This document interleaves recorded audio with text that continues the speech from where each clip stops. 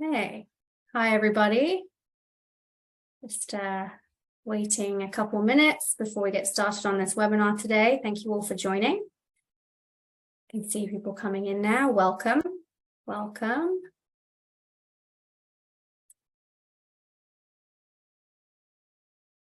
Okay, wonderful. Okay, I think we'll go ahead and get started. So welcome everyone to this Employer of Choice, how retailers like Heinen's use workforce management strategies to attract and retain frontline staff webinar, which is presented with RIS in partnership with Logile. My name is Maya Jenkins and I'm an editor at RIS, and I'm very grateful to everybody for joining us here today. So before we get started, just a little bit of housekeeping here. We want to make sure that the webinar today is as interactive as possible.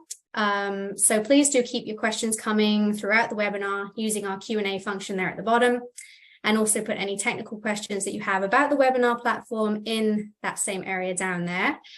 I would just encourage people to adjust your view so that you can see all the slides here. If there's a speaker view, anything's blocking your view, please fiddle around with those settings there. And also just a note to say that if you want to review the webinar or share this webinar with your colleagues at any point, a replay will be available on demand within a couple of days. So what we're going to be talking about today over the course of this conversation is touching on the results of a recent report that RIS did called Managing Talent, Win-Win Workforce Management Strategies for the Retail Frontline. And there were some stark findings in this report.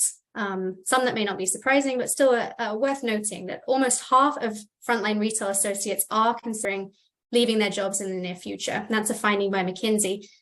And in the same report, they say that it's a lack of flexibility, which is the #1 reason for frontline retail associates to consider leaving. And that's going to be central to our conversation today. And we will dive into these in more detail in the discussion. And looking again at some other trends that we're going to be touching on in the conversation that are also found in the report, we saw there's going to be a stark need, an increase in need for retailers with technical skills over the next 15 years. So we're seeing predicting over 60% increase in the need for retailers with those particular skills. And that's really just the tip of the iceberg when it comes to learning and capability building and creating this culture of opportunity within the retail space, which we'll also be touching on in more detail over the course of the conversation today. Now, looking ahead to the future, what we've seen is that retailers really are heeding the call when it comes to improving employee engagement. And according to RIS, employee engagement management is the top area of retail workforce investment that retailers are looking for over the next 2 years. So over 25% of retailers say that this is an area of important investment for them, which we will be talking about over the course of the conversation today. So with that in mind, we do invite you to bring your questions to the speakers today and leave here with an improved understanding of some future workforce management strategies within the retail space. So with me today to talk about these topics and more, we have Phil McElfresh, Brian Monaco, and Dan Bursick. And we're really grateful for having them all here today, and we're looking forward to a great conversation. I'm going to invite them to come on and say a couple of words of introduction and talk about their roles at their respective companies. So, Brian, I'm going to come to you first. Okay. Hi, everyone. I'm Brian Monaco. I'm the Vice President of Solutions Marketing at Logile. I really take care of the product marketing team and all of our efforts that we are underway with. Prior to that, I led the solutions delivery and customer support area at Logile for about 6 years. I have 35 years of retail store operations and labor management experience. Fantastic. Thank you, Brian. And Dan, you're up next. Well, thanks, Maya. My name is Dan Bursick. I lead the product management team at Logile. I joined Logile back in 2014. And like Brian, I've had a long career, over 40 years in retail store operation and workforce management. That includes helping retailers in just about every format and location in the country. The team I lead at Logile is responsible for the functional design of our software and keeping our software significantly ahead of our competitors in the market. Thank you, Dan. Welcome. And Phil, you're up next. Thank you, Maya. So my name is Phil McElfresh. I've been with Heinen's for 16 years. I spent 10 years in the stores and operations. In the last 6 years, I've led the workforce management process here. And with a total of over 20 years total in labor management and store operations. Wonderful. A little bit about Heinen's and who we are. So we are a family-owned grocery store for 4 generations now, founded in Ohio in 1929. With really a legacy of quality and source verified products is one of our huge focuses, as well as a focus on world-class customer service and associate satisfaction. Currently, we have 23 locations in Greater Cleveland and Chicago with over 3,000 associates right now. Thank you very much. Wonderful. So welcome, everybody. And I'm just going to stop sharing my screen there so we can get started with the discussion. And really, my first question is for Phil. So what were the drivers or pain points that prompted Heinen's to partner with Logile? And when did you first partner with them? Sure. So we began our partnership in 2017 with Logile. Prior to Logile, we used an Excel-based workforce management approach, which for us at the time was good. It worked. But as time went on, we really wanted more flexibility. We needed the ability to understand specific store layouts. We have a very different layout at the majority of our stores, and some are very, very unique. But most importantly, we wanted to understand the labor that is associated with each item that gets produced and sold in our stores to really kind of give us that ability to understand labor at a better level than we ever could before. And we also, we envisioned a more modern approach to workforce management that could help us improve operations, give us flexibility to our associates, and then ultimately better serve our customers. Fantastic. Thank you. And that really leads me right into my next question, which is for all three of you. So why is an optimal workforce management strategy so important right now? And what's changed in recent months, in the last 18 months or so? Sure. There's been a lot that has changed. As I said, we put our associates and our customers first in everything that we do. So, being able to improve our workforce management only helps us to do that more daily. Like I said, we're a family-owned company, relatively small in our market. So we have to find different ways to, meet this ever-evolving market, the worker expectations with HR, recruiting, and, we have to use technology to help us with that. And one of the things that I think really, we had to understand was change management had to occur, right? And it had to start with our department managers and our store managers thinking about scheduling in a different way than what we've ever done in the past. We've experienced shortage. We still do today, but I do believe it's getting better. But what we've really done is try to take an approach to being more proactive with things like cross-department scheduling, labor task scheduling, and then some other things that we're going to talk about here, as we go on. Yeah, I agree, Phil. And as the report said, the associates are looking for flexibility in the market now. Today's workforce has really changed. Associates want more control over their schedule. They're really looking for the work-life balance, and how can they attain that, and how can the retailers help do that? It used to be a long time ago, availabilities were set and forget it. It would never change. It would stay there for months, years, and possibly for the lifetime that they are there. But today, availabilities change daily almost, around daycare, around school schedules, around sports schedules. They're really looking for the quality of work and the quality of the schedule. Retailers that are quickly adopting gig/flexible scheduling options and providing growth for opportunity are becoming the employers of choice. Yeah, that's really true, Brian. I think, in general, retailers are facing many challenges out there. Certainly in the workforce, associates are expecting a whole lot more flexibility in their scheduling and in their opportunities. On top of that, we have certain areas of the country that are faced with predictive scheduling or Fair Labor Act scheduling, where new rules are in play to ensure that associates get that better work-life balance. But at the same time, retailers are faced with the challenge of just running great stores in a highly competitive environment where consumers have changing expectations and more options, brick and mortar or online, to be able to get the goods they're looking for. The bottom line is it's really about creating win-win solutions to become the employer of choice. It starts with being associate friendly and flexible in scheduling, but it's really about more than that, about engaging and empowering associates and providing the right opportunities for growth. Absolutely. Yeah. And I would like to drill down a little bit more on that word, like flexibility there. And as we saw in the statistics at the beginning of the slide, and we found that there was this McKinsey stat saying that the majority of frontline retail managers, so 63% of retail managers, are considering leaving their job in the near future, in addition to the already alarming stat that there's half of frontline retail staff thinking the same thing. And as we've seen, flexibility is shown to be the number one reason why these associates are considering leaving their jobs. And that aligns really with a lot of what you were just saying. And can you comment on that statistic and maybe speak to some of the technologies that are working to navigate this environment or situation? Yeah, absolutely. Like you mentioned, the report calls out harnessing this technology. And I think it's one of the things that we've really started to try to do more and more here at Heinen's.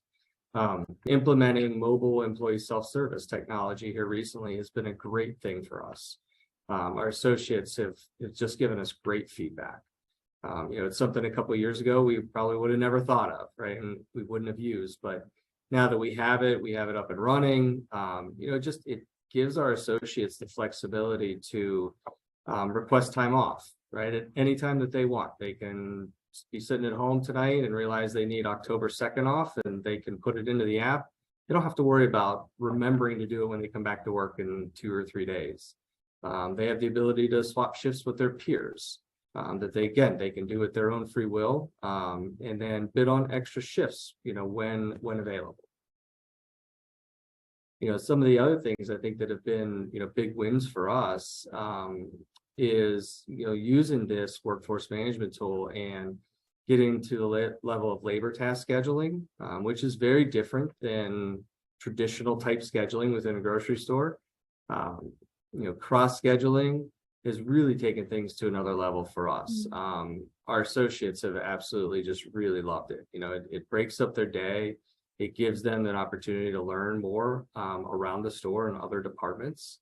And, right now, today, we've got on an average about 180 associates that work in a secondary department on an average week.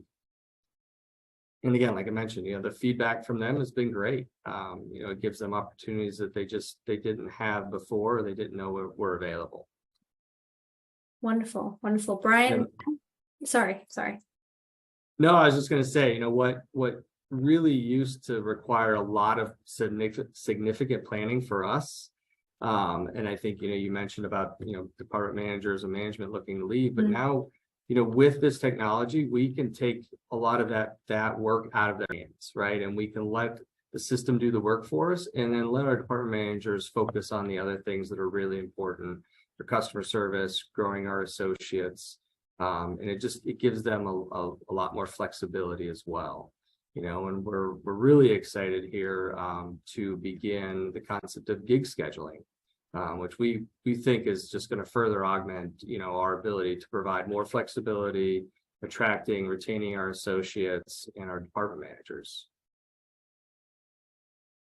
And I agree, Phil. A lot of the things that you're talking about is really connecting the workforce and connecting the associates and making sure that they have input, they have the flexibility. And you talk about cross-department scheduling. When you start really looking at the gig, you're talking about cross stores, and it could be cross locations and cross departments there, and that becomes the win-win for the retailer and the associates, because they're learning new skill sets, There's no need to go out and find a secondary job. They're getting more hours, and they're getting, complete information of what's happening and readily available on their phone.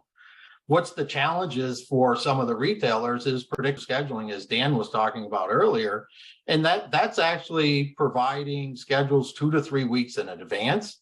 It's also about any type of changes that are instituted from there and how that affects everyone.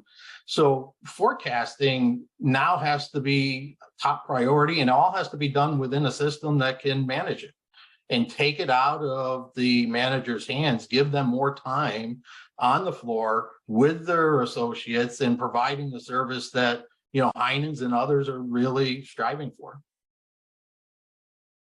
Yeah, I completely agree. First of all, Phil mentioned task-based scheduling and cross-department scheduling. These are really important strategies that are good not only for associates, but they're great for customer service as well.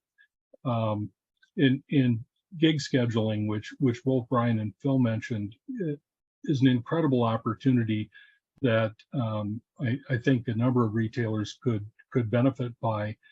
Let me explain what gig scheduling is. In traditional scheduling, the associate provides the business with set availability, and they're scheduled within that availability on a weekly basis. That construct really doesn't work so good for a good number of people who are looking for a lot more flexibility and a lot more control. Gig scheduling reverses that. The business posts shifts that are available, and then gig associates have the opportunity to bid on or request those shifts. There's still an approval process to select the right employee. In some cases, seniority may be involved as a part of that selection criteria. But it's a far more flexible situation for, say, college students, maybe retired employees, and perhaps people who are balancing work responsibilities with childcare responsibilities or with providing care for another family member. It's just a great opportunity. I should mention that there's also an RIS article that was done recently of another one of Logile's retailers, Schnucks, who has proven to the concept, and it's really working well for them, and it can work in again almost any market and in seniority based or other markets too. Fantastic, thank you. Yeah, and so lots of exciting innovations taking place within this space as we strive for that all-important flexibility. But Brian and Dan, are there any other tech trends you're seeing out there on the market that are also helping to boost or improve associate engagement and retention? Well, the generation and the workforce today, and Phil touched on it earlier, is at the fingertips. Everything is really, read on the phone or read on a mobile device, and being able to swap and replace shifts and bid on shifts is becoming more of a functionality that everybody's doing.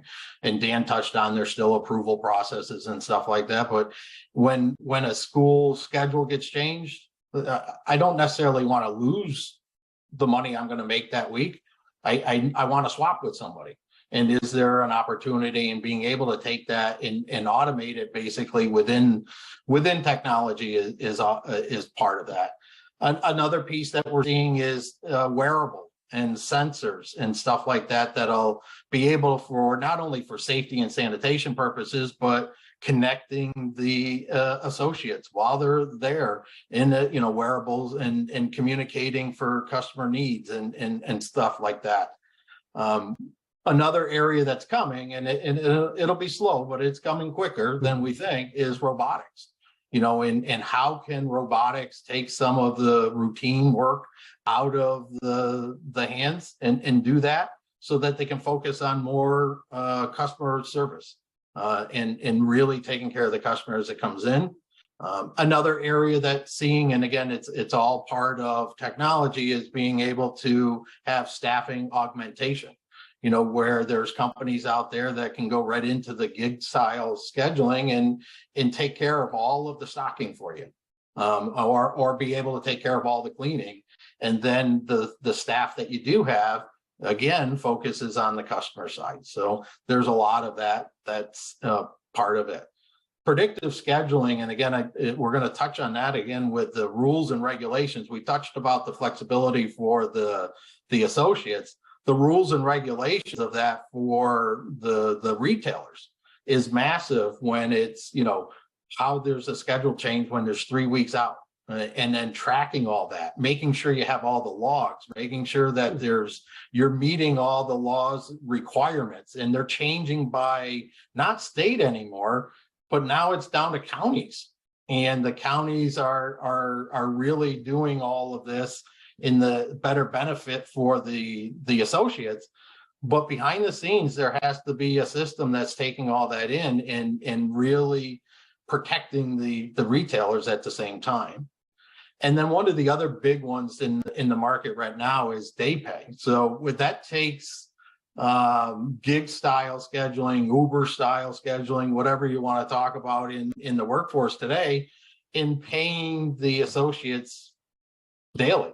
So if they work, they get their money, and being able to see how much they're going to make throughout the week, but also being able to have access to that quicker, and being able to do all of that, with technology, and being able to provide that allows retailers to become the employer of choice when you can offer all of these and know that you're helping the associates provide better service for your customers, and you're protecting your company as you're going forward.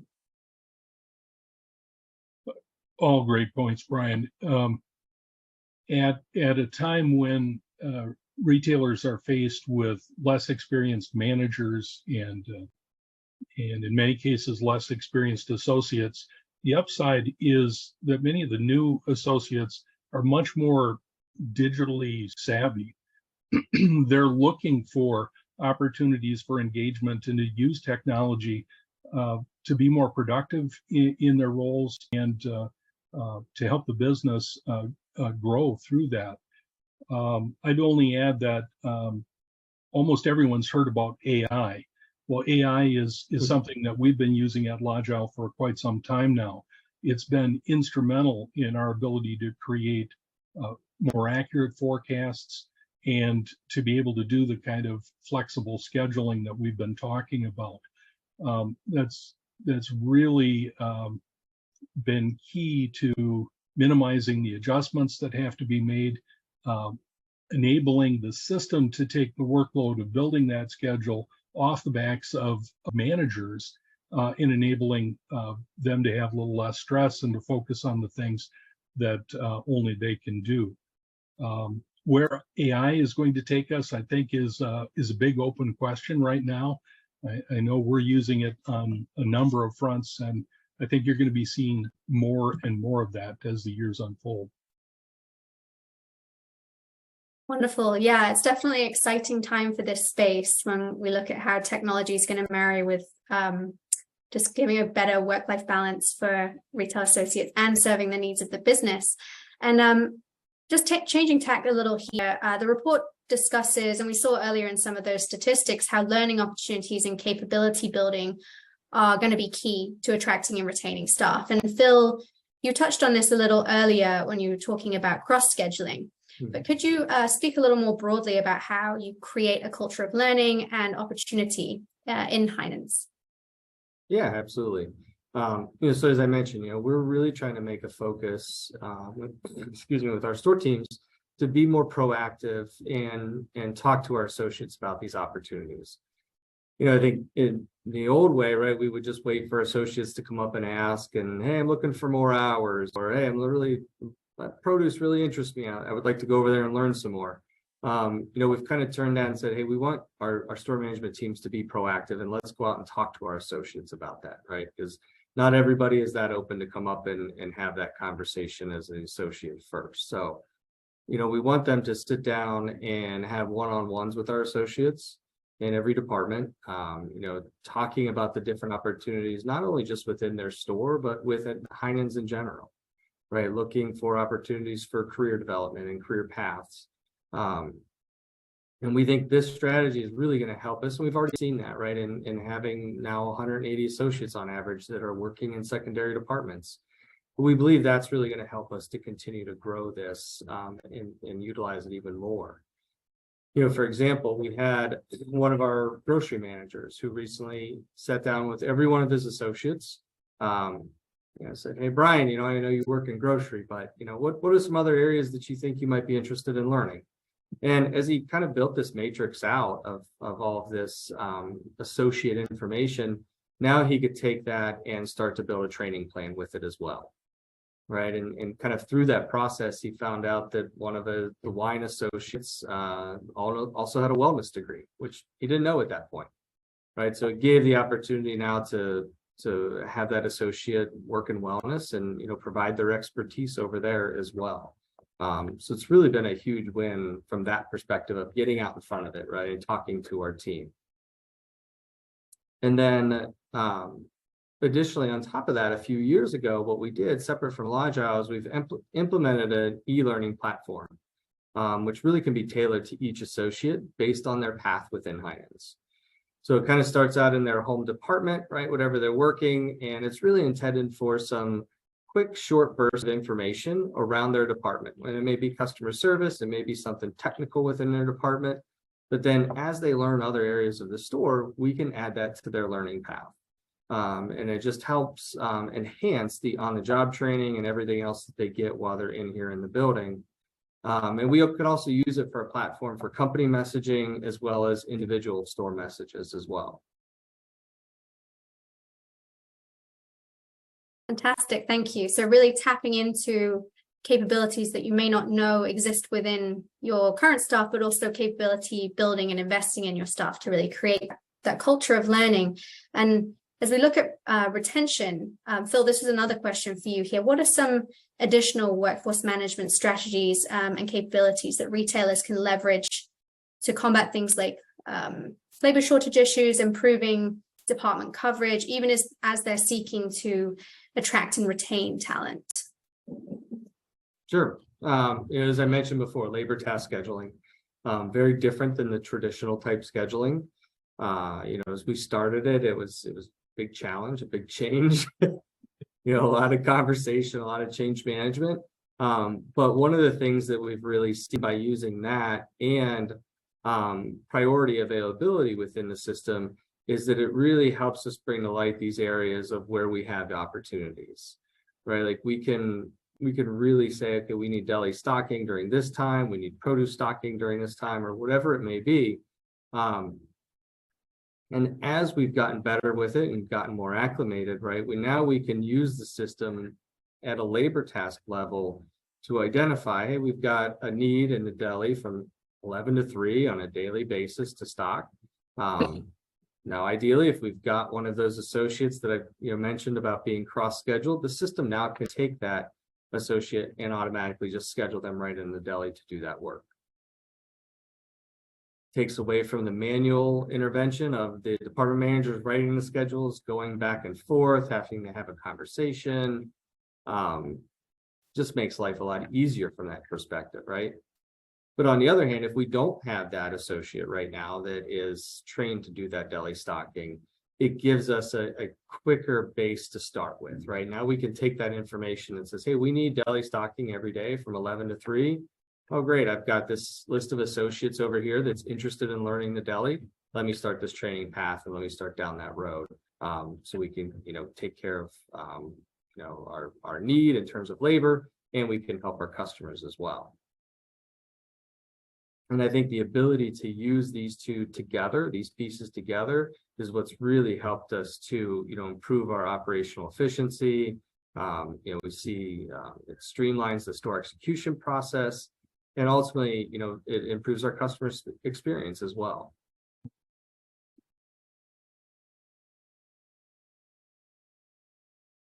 Wonderful, thank you. And Brian and Dan, did you have anything to add to Phil's comments there? I apologize, there's a storm here. Oh, yeah, I heard that. Go ahead, Dan. Yeah, well, definitely. I mean, Phil is absolutely spot on. I think it's really about investing in the success of each associate. And I think every retailer has been in situations, particularly when there's a labor shortage, where warm body hiring and training by throwing them into the deep end of the pool doesn't necessarily get you the it isn't great for the business. It isn't great for the associate. And we just can't afford to continue to do that. One of the things that we're actively working on are tools to really help retailers look at staffing from a longer term perspective, to really anticipate the needs for new staffing, and to really make fact-based decisions about the hires that are needed. Not only how many people are needed, but full-time, part-time, what skills are critically needed, and what availability is most important to the business in order to best serve and fulfill the needs of customers. We see tremendous potential with this. I think every retailer faced with labor shortages could benefit from that. And it enables the kind of coordinated training, maybe in a group session, instead of one-on-one training that can be a little hit or miss at the individual employee level. And I can just say that AI is playing a big role in some of the underlying functionality there. And I'll just add on to that, and it's really, I think a couple of times Phil's talked about it. It's change management, but there's also change leadership that needs to come first, so that it's a change in the mindset and how you go about hiring, recruiting, and the value of each associate, and getting the most value and providing them the most value, so they aren't going out looking for a second or third job or looking to leave, because you're providing and fulfilling their needs, not only with flexible scheduling, but with growth. Yeah, absolutely. Completely agree. And thank you for sharing your thoughts on that. And so that leads me to my next question here, which is, what have been the benefits of this partnership? It sounds like it's been a fruitful one, but how has productivity increased? And please feel free to share any anecdotes or examples of some of the benefits you've seen from this partnership. Sure. Yeah, no, it's been a very good partnership over the last 5-6 years now. One of the things that we really look for is the feedback from our team, right? Our store managers are using this on a day-to-day basis. Our department managers are using the system every day. That's really the feedback that we look for. Store management teams have been extremely pleased with the forecasting ability of Logile. I remember doing the forecast pre-Logile in our old Excel-based program, and it took me a lot of time to do it on a week-to-week basis as a store manager. And now our store managers can really open it up. They look at it, and most of the time, they're really not touching it too much. They don't need to adjust, or they're doing it because they want to see if they can just get a tad bit closer to actual sales. So they really enjoy it, and it again saves them a lot of time. Many of our department managers have told me they can't imagine going back to handwriting a schedule. And now, with the introduction of the employee self-service, again, a lot of that administrative work that they had to do in the past, it just becomes so much easier now, right? They can request or approve requests with the touch of a button, the swapping of shifts for their associates. It's all, a couple clicks and they're done. And so it just really makes their life a lot easier. And then again, as I mentioned earlier, our associates, they really enjoy being able to have this flexibility on their device, so that they don't have to remember to write it down and kind of do that manual process of what we've done in the past. And you get into the numbers side of it, over the last few years, since we've implemented labor task scheduling, it's really helped us increase our productivity. When we ended the year in fiscal 21, we were at a 97% productivity rate. and we just ended this fiscal year 23 at a 99.7. So I think it's really helped us to obviously improve that productivity. But again, most importantly, what we've seen as well is that our customer service scores are improved over that same time as well. Yeah, and working with Phil and the team at Heinen's over the last 5-6 years has been a great partnership. We learn together, we challenge each other together, and we're always looking for the best solution that matches Heinen's philosophy of taking care of their associates and their customers, and taking a lot of pride in that, and we don't deviate from that.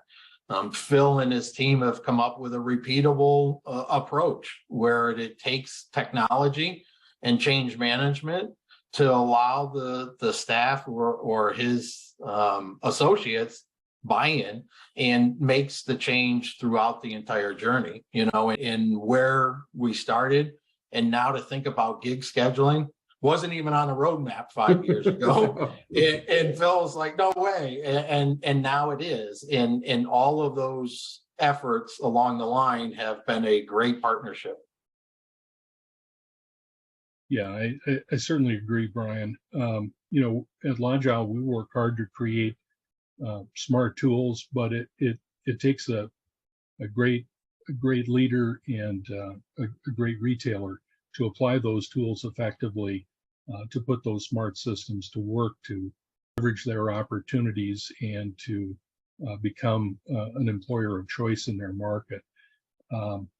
It's been great working with Phil and his team, and we just appreciate the opportunity to work with progressive retailers who can take advantage of the technology, those tools that are available that make running better stores really a possibility, even when we're faced with less experienced managers and associates. Maya, I think we're going to go to questions here. I just want to take the opportunity, I'm sure Brian does too, to thank Phil for his participation today, and likewise for your help. We really appreciate it, Phil. Yeah, thanks, Phil. And continue success as we go through gig scheduling. Thank you, guys. Yep. Thank you for all your help.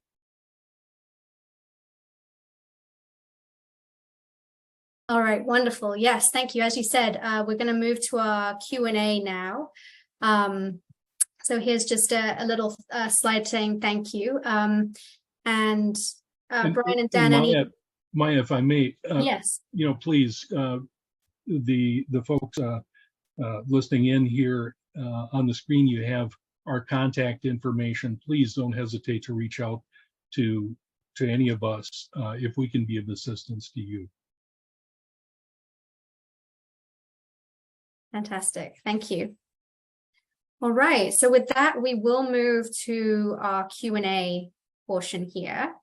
I do have some questions coming through.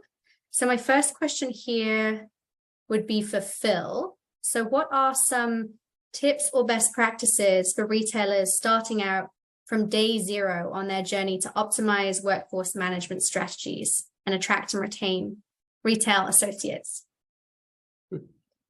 So I think having a good understanding of where you are today and where you want to be in the future, right? I think that's the first step. But also be aware as you start to put that plan together, understand that it's going to change over time. We've changed courses a couple times as we've went through this implementation process, changed our strategy slightly. How I've done my training courses when I first started this to when I just ended it, those have changed. So just being aware that, change is going to happen as well, I think is the biggest piece. The technology side, the technical training, that will all come in time. But, understanding where your company is right now in terms of, as Brian mentioned, change leadership and the change management, and where do you want to get to in the future, I think is a good starting point.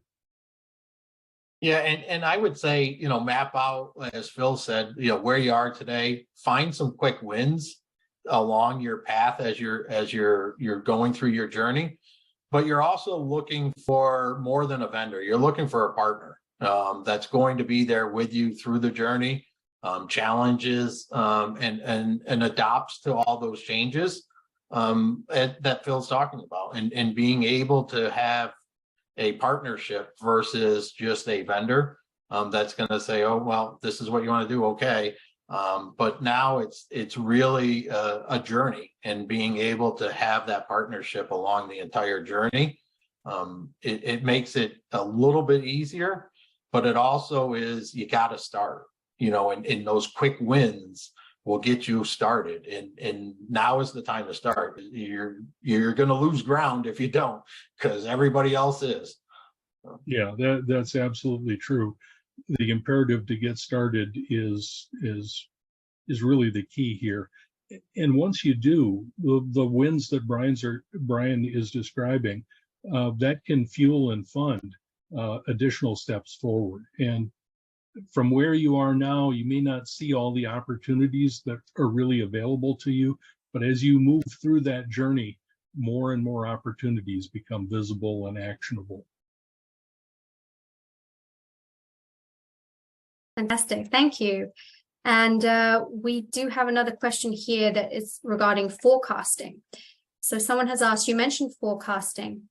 Does Logile offer a forecast pilot program for retailers? Well, we've done a lot of work in forecasting, and it really is a critical foundation to planning the business and to writing the best schedules possible, both for the associates and for customer service.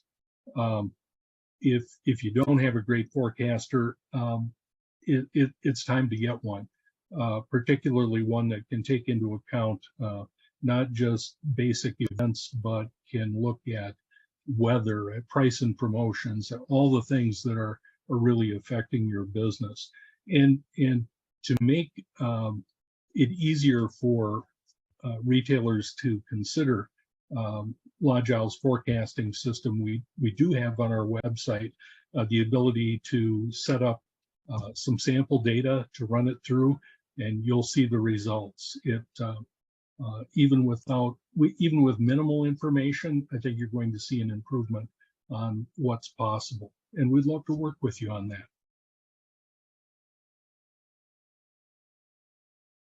Wonderful, thank you. So this next question here is for Phil. So how is Heinen's implementing cross-scheduling to make it successful? We've talked a little bit about this in the discussion, but maybe we can drill down on it a little bit more here. Yeah, absolutely. I think one of the things that's been a big win for us is taking our time, right? Not having a hard deadline, a hard date to where we want to have all stores implemented. We opted to kind of take a slow, methodical approach to it. Myself and my team, we spend 5 weeks in store, one-on-one training with our department managers and our store managers. And I think that's one of the things that's helped us the best. It really gives me and my team the opportunity to work with them, not only on the technical side, but as I mentioned before, on the change management side, right? And really talking through that, because that's the bigger lift right there, is the change management piece. And I think that is helped us so that, we know we're going to have to come back and we're going to have to circle back and work with some more, but it's helped us to do that less. We can really kind of focus on the things that we need to. So taking our time, and again, not having a hard deadline for complete implementation, I think has been one of the biggest wins for us in this working successfully. Fabulous, thank you. Yeah, it sounds like a really exciting area of opportunity. And we do have quite a few other questions coming through. So this one here is, how do you ensure that those associates that work in secondary departments are trained? Well, as far as the system, there's certifications. We can apply certifications to any labor task or any position within the schedule, and that can be brought in through any other third party that's Phil was saying, the one that they use for the training purposes, if somebody's certified there, it can also be done manually with the, department managers. But we wouldn't want anybody to be scheduled in a position or labor task that they're not certified for. Right, and that's just a big key for the importance of task-based scheduling versus job-based scheduling, because many of the jobs have special skills that are needed, and it's bringing someone into a new department. It's very difficult to have them learn everything about that new department, but by focusing on the tasks that they're competent in, providing, enabling those skills in their profile, you can grow that person's experience over time. Yeah, and Dan, you're absolutely right. One of the things that we've really focused on is in that process is starting with those quick tasks, right? Those, the stocking, the quick tasks that we can show them. They already know Heinen's, they know what we're about, they know how we operate. So let's show them the quick tasks and then continue to build that skill set as they go on and on in the department. Fantastic. We have another question here around introducing gamification into the workforce management process, such as shift incentives. Have you seen any of this or considered it, Phil? We have not, as of this point. We have not seen much of it yet.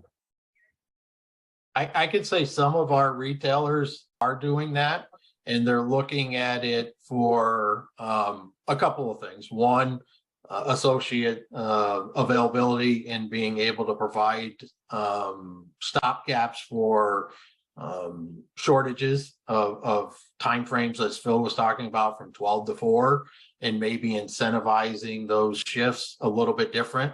So others would pick that up or open their availability if it was possible. And then others are around gamification or incentivizing is around points for how many times you come in for additional shifts. And what is that percentage? And then, how does that affect either the hours that you work throughout the year, and at a certain point you get another a bump, an increase in that because of it. So there's different techniques being talked about and used around that. Again, being able to have that within the system and allow the scheduler to take that into account as it builds the schedule.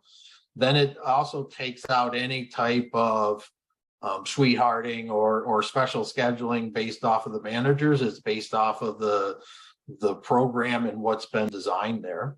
And there are areas that the associates really like that, and it does allow them to open up their availability maybe for a certain position versus what their normal availability might have been.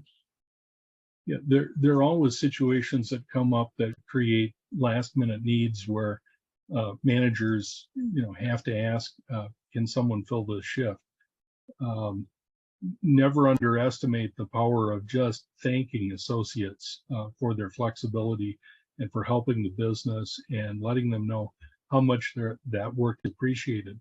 But when it comes to a need to fill critical shifts that are less desirable or at times that few people want to work, providing that extra incentive, a perk of any sort, and it doesn't have to be monetary, can make a huge difference in being able to get those shifts filled and serving your customers at that time. Yep.